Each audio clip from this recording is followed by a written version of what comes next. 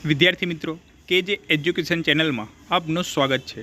આવા જ વિડીયો જોવા માટે કેજે એજ્યુકેશન ચેનલને લાઇક કરો, શેર કરો, સબસ્ક્રાઇબ કરો। ધોરણ 10 તારીખ 22/8/2024 વિષય સામાજિક વિજ્ઞાનની એકમ કસોટી લેવામાં આવેલી। તેમાં પૂછાયેલા મહત્ત્વના પ્રશ્નો। લોથલ અમદાવાદ જિલ્લાના ધોળકા તાલુકામાં આવેલ છે। ધોળકા તાલુકામાં ભોગાવો અને ખાલી જગ્યા એમ બે નદીઓ વચ્ચેનો પ્રદેશ છે। તો અહીંયા લખેલું જ છે કે ભોગાવો અને સાબરમતી એમ બે નદી વચ્ચેના પ્રદેશમાં આવેલું છે। તો અહીંયા જવાબ શું આવશે? સાબરમતી આવશે, બરાબર। અને એ ખંભાતના અખાતથી 18 કિલોમીટર દૂર છે। તેમાંથી માનવ વસાહતના 3 થર મળ્યા છે।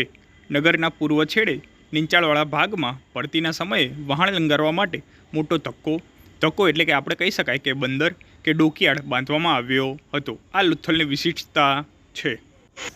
આ બંદરો વખારો, દુકાનો, આયાત નિકાસના પુરાવા દર્શાવે છે। લોથલ એ સમયે ભારતનું સમૃદ્ધ બંદર હશે। ગુજરાત માટે આ ગૌરવ લેવા જેવી બાબત છે। લોથલ ગુજરાતને જ નહીં પરંતુ ભારતના ઇતિહાસને પણ ગૌરવ બક્ષે છે। આ બોર્ડની પરીક્ષામાં 2 માર્ક્સમાં પૂછાયેલો પ્રશ્ન પણ છે, તો યાદ રાખવાનું વિદ્યાર્થી મિત્રો। ચલો બીજું, આ પ્રકારની ખેતીમાં વૃક્ષોને કાપીને, સળગાવીને, જમીન સાફ કરી ત્યાં ખેતી કરાય છે। જમીનની ફળદ્રુપતા ઘટતા આ વિસ્તાર છોડી દઈને બીજી જગ્યાએ આ જ રીતે ખેતી શરૂ કરવામાં આવે છે। તેને ખાલી જગ્યા પ્રકારની ખેતી કહેવામાં આવે છે। તો આપણે કૃષિના પ્રકારો આપેલા છે 10મા ચેપ્ટરમાં, એમાં લખેલું જ છે સ્થળાંતરિત કે ઝૂમ ખેતી। આ પ્રકારની ખેતીમાં જંગલોમાં વૃક્ષને કાપીને તેને સળગાવીને જમીન સાફ કરવામાં આવે છે। અહીં 2-3 વર્ષ ખેતી કરાય છે। જમીનની ફળદ્રુપતા ઘટતા આ વિસ્તાર છોડી દઈને બીજી જગ્યાએ આ જ રીતે ખેતી શરૂ કરવામાં આવે છે। તેને ઝૂમ ખેતી કહે છે। તો તેનો જવાબ આવશે સ્થળાંતરિત ખેતી અથવા ઝૂમ ખેતી। આ ખેતીમાં ધાન્ય પાક કે શાકભાજી ઉગાડાય છે। આ ખેતીમાં ઉત્પાદન ખૂબ જ ઓછું થાય છે। એના પછી આપેલું છે બાગાયતી ખેતી। તો બાગાયતી ખેતી એક પ્રકારે થતી ખેતી છે। એમાં રબર, ચા, કોફી, કોકો, નાળિયેર, સફરજન, કેરી, સંતરા, દ્રાક્ષ, આંબળા, લીંબુ, ખારેક વગેરે ફળોની ખૂબ માવજત સાથે ખેતી કરાય છે।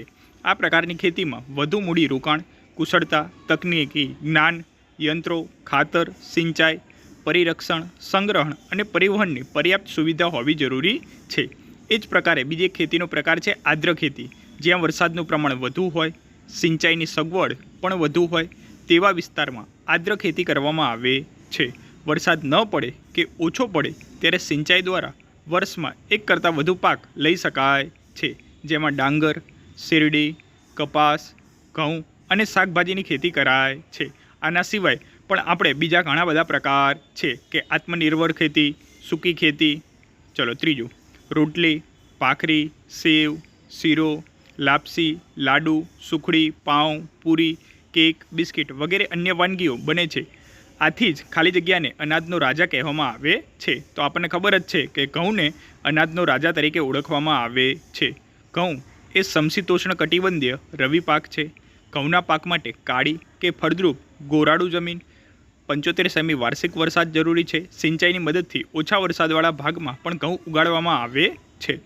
100 સેમીથી વધુ વરસાદવાળા વિસ્તારમાં ઘઉંનું વાવેતર થતું નથી। ઘઉંની ખેતીમાં યાંત્રિકીકરણ થયું હોવાથી શ્રમિકોની ઓછી જરૂર પડે છે।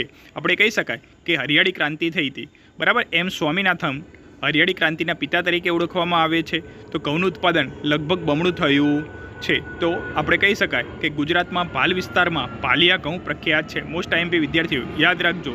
અને પંજાબને ઘઉંના કોઠાર તરીકે ઓળખવામાં આવે છે। આ બંને પણ મોસ્ટ આઈએમપી એમસીક્યુ છે। ચલો ચોથું, ચિત્તો ભારતના જંગલોમાંથી સંપૂર્ણ નામશેષ થયેલ છે। હાલ તે કુદરતી આવાસમાં માત્ર ખાલી જગ્યા ખંડમાં જ જોવા મળે છે। ભારતમાં તે પ્રાણી સંગ્રહાલયમાં જોવા મળે છે। તો આટલું જાણવું ગમશે। એમાંથી લખેલું જ છે કે ભારતના જંગલોમાંથી સંપૂર્ણ નામશેષ થયેલ છે। ચિત્તાની વાત કરેલી છે। હાલ તે કુદરતી આવાસમાં માત્ર આફ્રિકા ખંડમાં જ જોવા મળે છે।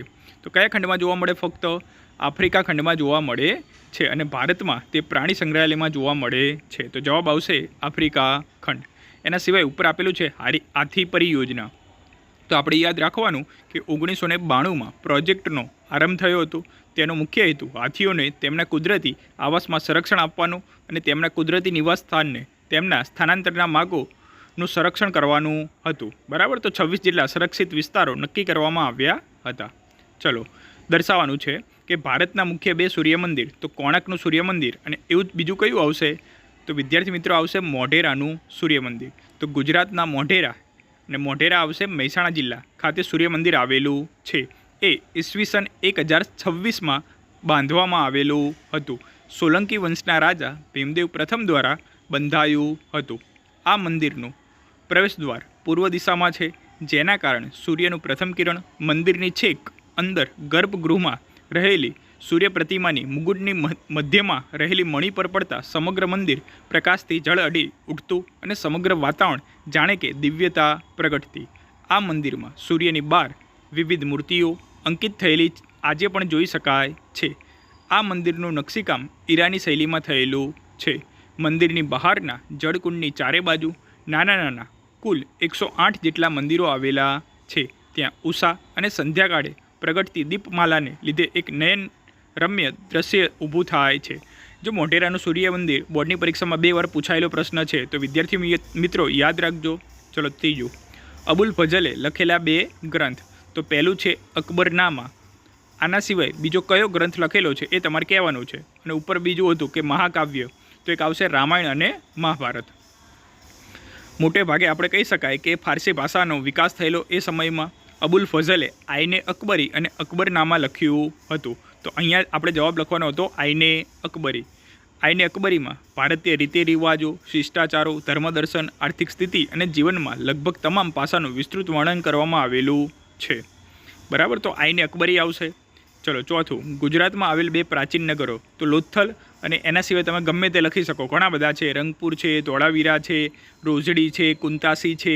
તો આમાંથી કોઈ પણ તમે બંને લખી શકો. બરાબર.